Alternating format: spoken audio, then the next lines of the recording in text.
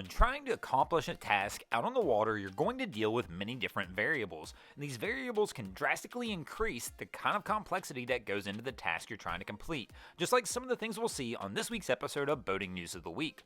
Our first story to make the boating news this week is going to take us over on board. From this angle, you can see exactly how fast everything happens. Fortunately, the passenger on board was able to disembark into the water, and he was able to swim to the ferry terminal itself, where rescuers and police officials were on hand and were able to pull the gentleman safely from the water. Now, even though the boat was a complete loss, somehow miraculously, this man came from the water with no major injuries. Local authorities are asking boaters to remain vigilant as flooding and heavy currents is still expected with debris in the water over the next several weeks, which is wreaking havoc at local marinas up and down the Brisbane River.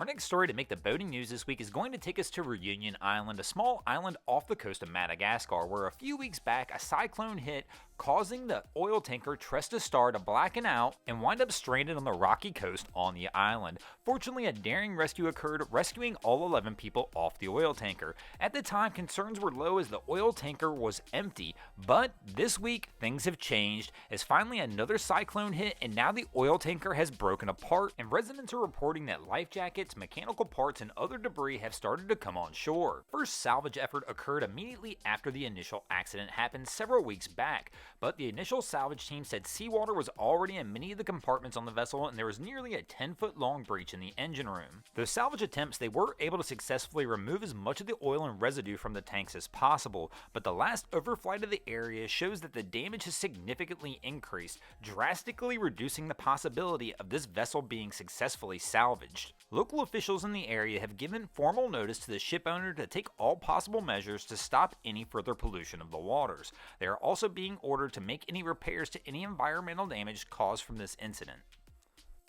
Our next story to make the boating news this week is going to show you what it's like on moving day. When moving day consists of trying to move a 7,000 square foot house across a body of water to a new location. Good morning, welcome to Coldwater. That is moving, actually, believe it or not.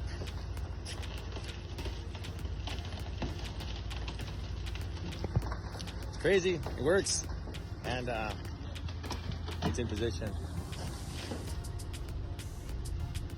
I'll get more video for you guys from a different angle. Don't follow me. Now, this is definitely a crazy scene that you just do not see every day, even though the company who was hired to move this home from its current location claims they move approximately 200 to 300 homes a year across water. Basically, they're saying it's becoming more and more common, and even the owner of this house currently, they were going to have to spend a couple $100,000 in demolition fees when they actually gave the house to somebody else who's only paying the moving fees to keep the home. The person who's purchased this home and is moving it says it's costing them approximately 1/3 of the cost to actually rebuild this 7,000 square foot house as compared to moving it.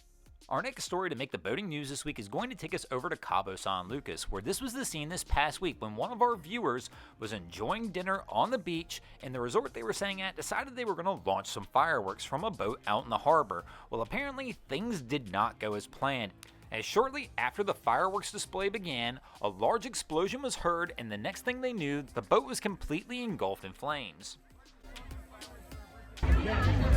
What a freaking joke, man.